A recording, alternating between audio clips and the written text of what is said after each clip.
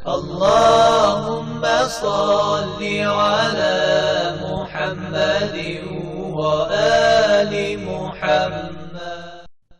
أعوذ بالله من الشيطان الرجيم. بسم الله الرحمن الرحيم. En el nombre de Dios, el clemente, el misericordioso, la paz de Dios sea con todos sus profetas, desde Adán hasta Muhammad, salawatullah wa salamu alayhim ajma'in. Estamos hablando acerca de Ahlul Bayt. Si recuerdan, dijimos Ahlul Bayt se traduce como la gente de la casa, y cuando hablamos de la gente de la casa, estamos hablando de de la descendencia del profeta, los descendientes del profeta Muhammad, con todos ellos sea la paz, comenzando por Ali y Fátima, su primo hermano y su hija, los hijos de Fátima y Ali, el Hassan y el Hussein, y los demás imames que fueron los dirigentes de la comunidad durante la época posterior a la partida y el fallecimiento del profeta Muhammad, con todos ellos sea la paz. Hay varios puntos que quisiéramos aclarar, porque el tema de Ahlul Bayt, si bien son dirigentes aceptados por gran parte de la comunidad islámica, no deja de ser un tema de diferencia de interpretación entre la escuela sunita y chiita. Por eso queremos tocar algunos puntos que de alguna forma esclarezcan esta etapa de la historia islámica y que puedan dar una interpretación clara sobre la teoría de la dirigencia de la comunidad. El primer punto tiene que ver con la elección del dirigente para la comunidad. Nosotros creemos que así como Dios se encargó de elegir a los profetas y que la elección de los profetas es un derecho directo de Dios y que no le permitió a nadie en la historia de la humanidad y de la guía divina y de este favor que llamamos profecía, esta embajada divina y celestial en la tierra para guía de los hombres, no le permitió a nadie elegir a los profetas, sino que fue Él mismo, Dios, quien tiene el derecho y lo utilizó en la elección de los profetas. Del mismo modo, la continuidad de esta guía divina y de esta dirigencia de la comunidad debe ser también un derecho de Dios. Nosotros en la escuela Shia creemos que el líder de la comunidad, el imam, lo que los sunitas llaman el califa, el sucesor del profeta, tiene que tener las mismas cualidades del profeta a nivel perfección humana. Tiene que ser una persona que conozca a la perfección todos los detalles de las enseñanzas del Islam. Tiene que ser una persona que tenga la capacidad de poder interpretar el Corán de la forma en que fue revelado para Dios. En materia de conducta y comportamiento tiene que ser una persona infalible e inmaculada, o sea, no cometer errores, ni olvidos, ni pecados. Ser una persona de perfección humana, de valores, de principios al máximo, sin tener ningún tipo de debilidad o defecto, ya que el dirigente de la comunidad es quien se establece como un modelo y un ejemplo para los demás. Imaginemos que un dirigente sea un pecador normal, sea un ser humano normal, que peque como cualquiera y que tenga las debilidades de cualquiera de nosotros, entonces no tendría capacidad o idoneidad para ser un modelo y un ejemplo para los demás. O peor, estaríamos diciendo que Dios nos obligaría a seguir o imitar a un ser defectuoso. Y eso es un grave error estratégico, digamos, podríamos decirlo, en materia de guía divina.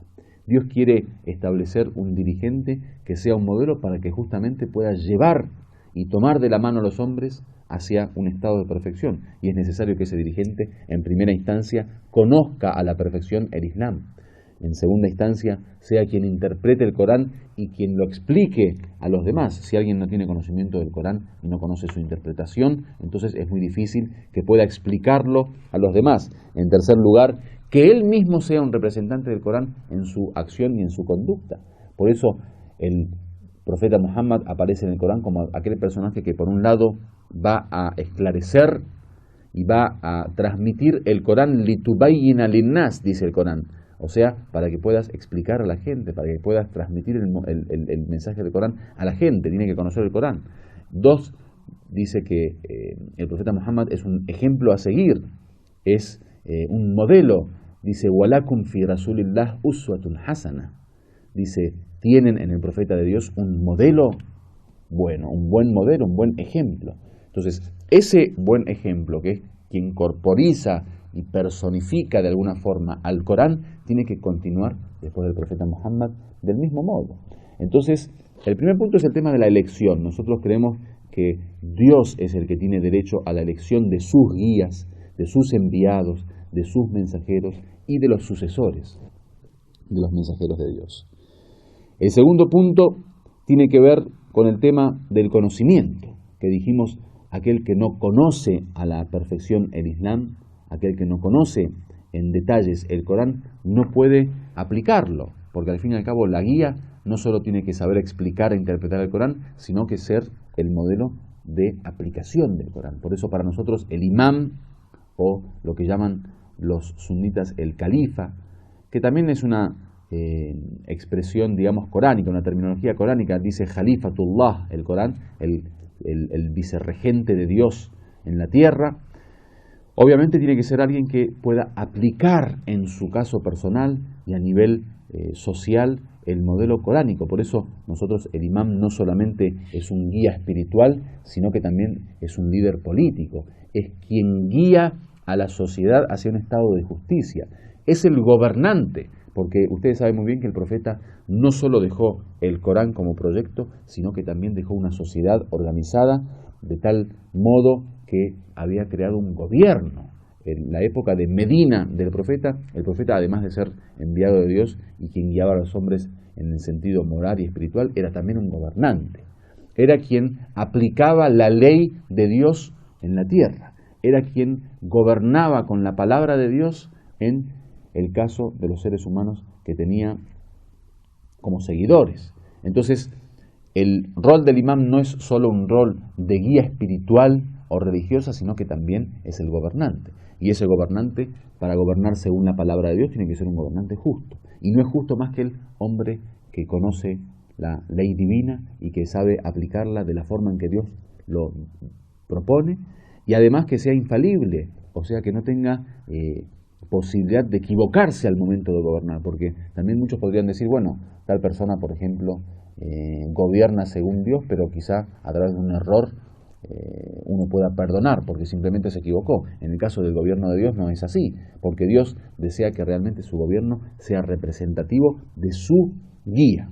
Entonces, el tema del imamato es un tema de guía espiritual por un lado, es un tema de enseñanza del Islam por otro lado, por lo que tiene que conocer el Islam, es un tema de aplicación de la ley de Dios, es decir, que el Corán tiene que aplicar su ley a través de este gobierno de Dios en la tierra, y ese es el caso del imam, que de alguna forma intenta llenar ese vacío.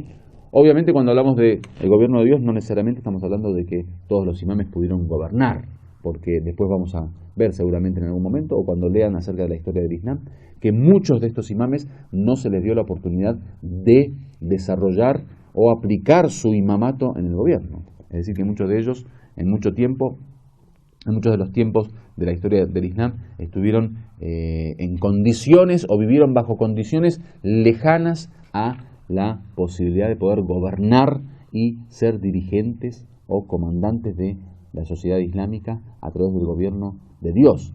Sin embargo, eso como suceso histórico no quita al imam el derecho de gobernar, ni tampoco su estatus de imam, ya que el imamato tiene dos dimensiones, una dimensión de derecho y una dimensión de hecho.